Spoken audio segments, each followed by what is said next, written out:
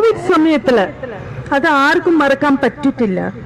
Even ഞാൻ പുറത്ത് ഒരുപാട് ആൾക്കാർ പറഞ്ഞു, എങ്ങനെ കേരള എന്ന് പറയുമ്പോൾ കോവിഡ് സമയത്തില് കേരളവ് ഒരു വേൾഡ് മാപ്പിൽ കൊണ്ടുവന്നത് ആശാ വർക്കേഴ്സ് ആണ്. ഞാൻ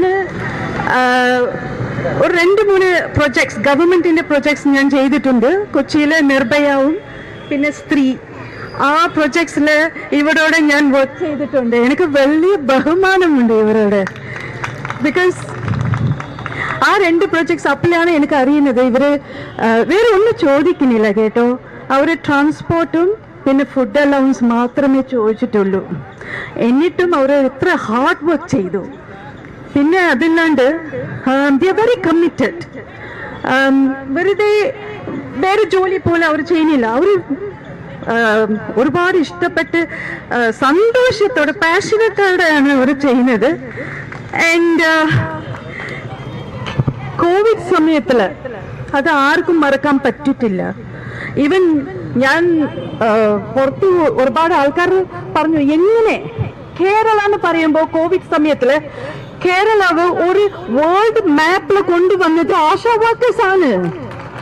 കാരണം ഇവർ ചെയ്ത അത്രയ്ക്ക് ഒരു ഹെൽത്ത് അല്ലേ. Because Kerala is well known to fight the covid. അത് എങ്ങനെ ചെയ്തു?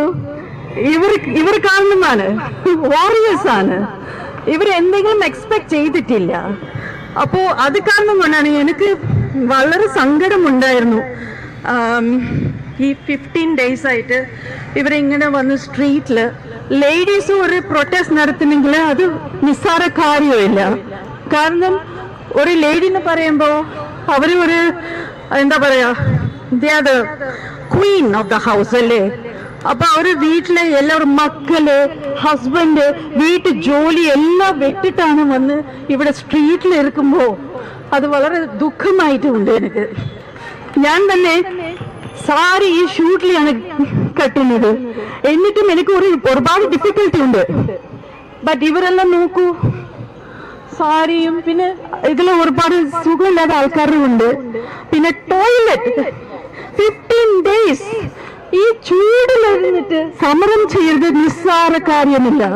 അത് കാരണം കൊണ്ടാണ് ഞാൻ ഇവിടെ ഇന്നും വന്നത്. Because discrimination, work place discrimination, harassment എവിടെ നടന്നാലും ഞാൻ അവിടെ ഉണ്ടാവും.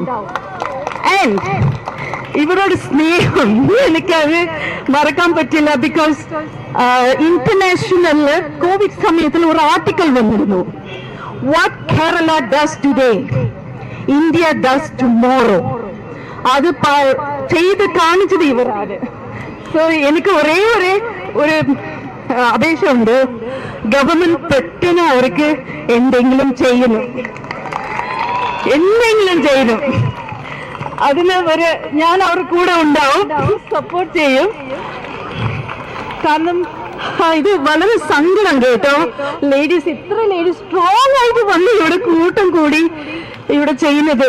സോ ഈ വെയില് എല്ലാത്തിലും. So my special request to the government, please അവർക്ക് എന്തെങ്കിലും ഒന്ന് ചെയ്ത് തരണം. Thank you. Hats off to you people.